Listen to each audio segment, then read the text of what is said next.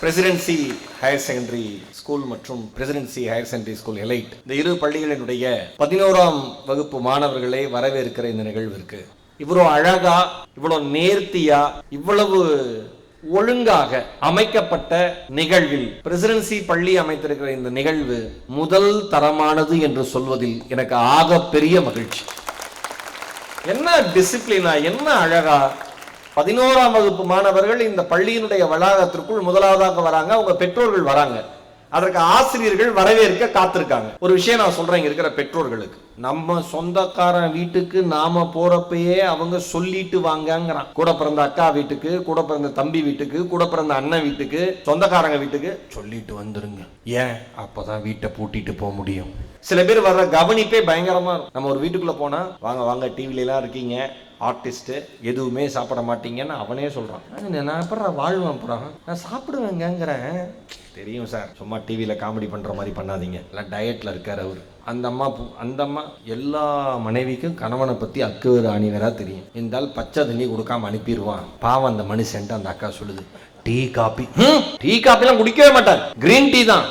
நான் வாழ்க்கையில் குடிச்சதே இல்லடா அதெல்லாம். இப்படி இருக்கும் கவனிப்பு. எதுக்காக சொல்ல வரேன்னா, இந்த ஆசிரியர்களும் இந்த நிர்வாகமும் இங்க இருக்கிற அலுவலக உதவியாளர்களும் ஏன் செக்யூரிட்டி உட்பட அத்தனை பேரும், வெளியில் இருக்கிற காவல்துறை சகோதரர்கள் உட்பட அவ்வளவு பேரும் முகமலர்ச்சியோடு ஒரு சமுதாயத்தை எதிர்பார்த்து காத்திருக்காங்கன்னா, இந்த உலகத்தை மாற்றக்கூடிய மிகப்பெரிய ஆயுதம், மிகச்சிறந்த ஆயுதம் கல்வி மட்டும்தான் என்று சொன்னார் நெல்சன் மண்டேலா.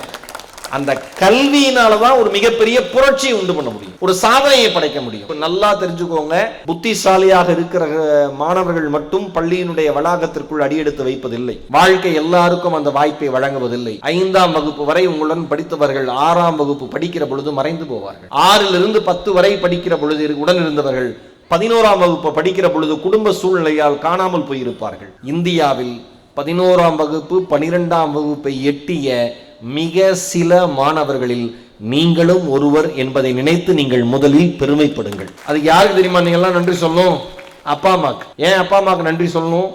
இது வரைக்கும் ஒண்ணுமே சாதிக்காமையே நம்மளை உசுரோடு வச்சிருக்காங்க. ஒரு பையன் தலையை தொங்க போட்டுக்கிட்டான், என்ன நம்மளை அட்டாக் பண்றாரு.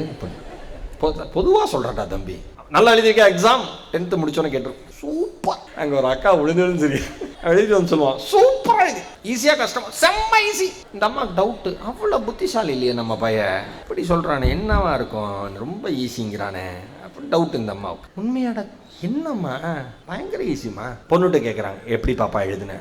நல்லா எழுதியிருக்கம்மா. எவ்வளோ மார்க் வரும்? எவ்வளோன்னே சொல்லாமல் ஒரு மார்க்கை நம்ம பிள்ளைங்க சொல்லும். 100க்கு 60 வரும், 70 வரும், 80 வரும்னு சொல்லும்ல. நல்ல மார்க் வரும். இந்த அம்மாவுக்கு ஒரு நப்பாசை, நல்ல மார்க்னா ஒரு 80-90 எடுக்கணும். ஆனால் படித்து எழுதின அந்த பிள்ளைக்கு தான் தெரியும், நம்ம பாஸ் பண்ணுறதே நமக்கு நல்ல மார்க்கு தான், நம்ம பாஸ் பண்ணுறதே நல்ல மார்க், நல்ல மார்க் வரும். உடனே அந்த அம்மாவுக்கு பெருமை, என்ன வேணும் செல்லம், என்ன வேணும்? அன்னைக்குன்னு பார்த்து அம்மா நல்ல மூள் இருக்கு, முட்டை தோசை. ஒரு அம்மா கடுமையாக சிரிக்குதுன்னா அந்த பிள்ளை கேட்டிருக்குன்னு அர்த்தம். அந்த அம்மா வாழ்க்கையில் பூஸ்ட் ஹார்லிக்ஸே குடிச்சிருக்காது. எக்ஸாம் டைமில் தூக்கம் வந்தால் சொல்லு, இவன் சொல்கிறான், நீ தூங்குனா எழுப்பிடு. நீ தூங்குவேன்னு எனக்கு எப்படி தெரியும்? 10 நிமிஷத்தில் தூங்கிடுவேன். ஏன்? படிக்கிறது அந்த மாதிரி ஒரு சப்ஜெக்ட். பயங்கரமா இந்த அம்மா விடிய உட்காந்துருக்கு, டீ காப்பி கலக்கிட்டு, பூஸ்ட் போனிட்டா கலக்கிட்டு, கதவை தட்டி, ஏதாவது வேணும், டிஸ்டர்ப் பண்ணாத, சும்மா என் கதவை தட்டுறேன்.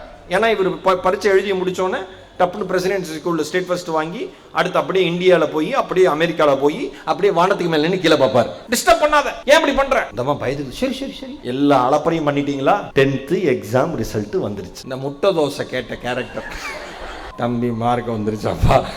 அந்த அக்காக்கு என்னன்னா, உண்மையிலேயே என் புள்ள கேட்டாங்க. இப்ப ரிசல்ட் வந்துருச்சு. இந்த அம்மா முட்டையை கையில வச்சிருக்கு, தம்பி ரிசல்ட் வந்துருச்சா? வந்துருச்சுப்பா. என்ன மார்க்? அது முதல் நாள் நைட் வரைக்கும் ஒரு டிவியில படம் பார்க்க முடியல, அந்த லோட்ஸ் வாய்ஸ் இருந்தது.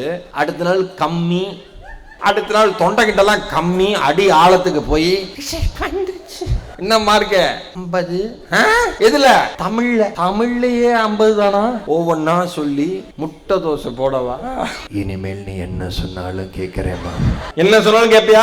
எங்க கேட்பான்? நீங்க பெத்த ஆதார் கார்டு 4 நாள் தான் கேட்பான். 11th வந்தோம் மறுபடியும் பழைய பூதம் மாதிரி ஆயிடுவேன். நல்லா ஞாபகம் வச்சுங்க, இருக்கிற மாணவர்கள் எல்லாருமே, உங்கள் தாயும் தந்தையும் உங்களுக்கு தருகிற 1 ரூபாய் கூட அவர்கள் உழைப்பின் வியர்வையால், இரத்தத்தால் உழைத்து சம்பாதித்தது என்பதை எப்பொழுது நீங்கள் புரிந்து கொள்கிறீர்களோ அப்பொழுது கல்வியின் மீது கவனம் அதிகரிக்கும்.